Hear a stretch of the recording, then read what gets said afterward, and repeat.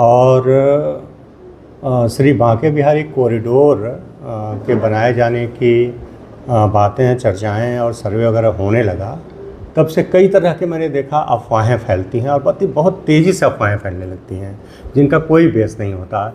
इसी तरह से इससे जुड़ी हुई दो तरह की अफवाहें हैं जिनकी चर्चा मैं करना चाहूँगा आपसे। एक तो आपने सुना होगा कि इधर कहा जा रहा है कि 197 मंदिर हैं जिनका अधिग्रहण सरकार करने जा रही है, जबकि 197 मंदिर के अधिग्रहण का कहीं कोई मतलब ही नहीं, किसी मंदिर के अधिग्रहण का नहीं है। इवन बांके बिहारी टेम्पल का भी अधिग्रहण थोड़ी नहीं किया जा रहा है। तो ये बात आई कहाँ से 197 मंदिर की? तो अभी हमने आपको दिखाया कि ऑनरेबल सुप्रीम कोर्ट का जो ऑर्डर है उनमें पेज नंबर 6 पे लिखा है कि डिस्ट्रिक्ट जज ने 197 मंदिरों की सूची प्रस्तुत की और बताया कि इन 197 मंदिरों में काफ़ी दिनों से डिस्प्यूट चला रहा है और इनके जनरली जो इनके रिसीवर होते हैं वो एडवोकेट होते हैं जिनका इंटरेस्ट नहीं होता है, जिनके पास टाइम नहीं होता है, नहीं उनके पास इस तरह का नॉलेज होता है कि एक्सपीरियंस होता है कि मंदिर का की व्यवस्थाएं देखें। ऐसे लोगों को रिसीवर अपॉइंट कर दिया था। इस तरह की बातें रखी गई उसमें और इससे एक एक्सट्रैक्ट निकल के आया कि ऑनरेबल सुप्रीम कोर्ट का जो ऑर्डर आया 15 मई वाला, उसमें उन्होंने लिखा है कि not advocate to be appointed as a receiver. तो हमें लगता है जो 197 की बातें हैं सिर्फ इतनी ही हैं। इसके बाद उन्होंने सिविल कोर्ट को, सिविल जजेस को कुछ ऑर्डर दिए हैं।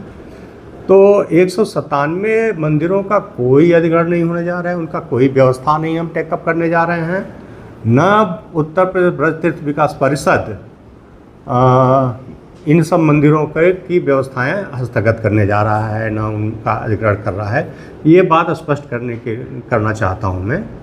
दूसरी बात मैं ये कहना चाहता हूँ कि जो सप्त देवालयों की चर्चा अभी शुरू हो गई, तो मुझे आश्चर्य हो रहा था कि सप्त देवालय की बात कहाँ से आ रही है। लोग कह रहे थे कि अभी तो बांके बिहारी कॉरिडोर बन रहा है और फिर चर्चा हो रही है कि सप्त देवालय कॉरिडोर भी बनेगा।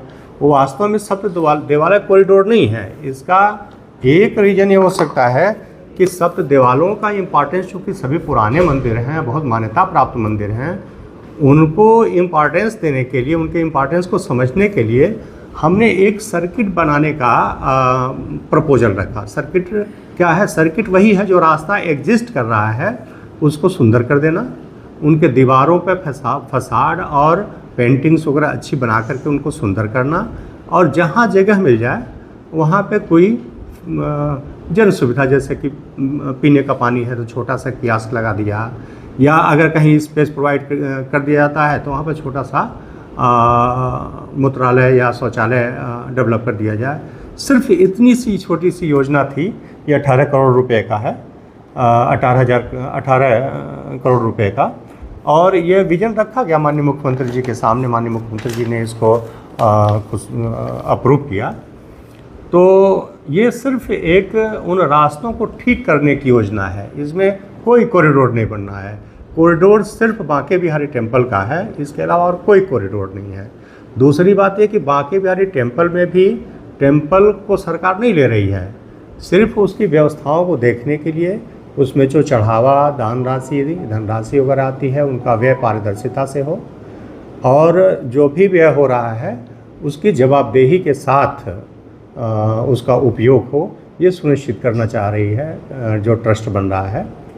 और उस जो अध्यादेश जारी हुआ है उसमें एक सेक्शन 13 में खुद कहा गया है कि गवर्नमेंट का इसके माध्यम से उद्देश्य मंदिरों के कार्यों में हस्तक्षेप करना नहीं है।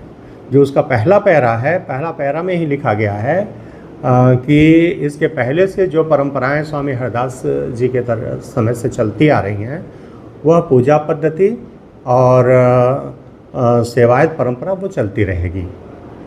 तो इस तरह से अब जो लोग विरोध कर रहे हैं उनका निश्चित रूप से कोई निहित उद्देश्य है, और कुछ लोग तो हमें लगता है ये भी नहीं समझते हैं कि वो विरोध कर क्यों रहे हैं।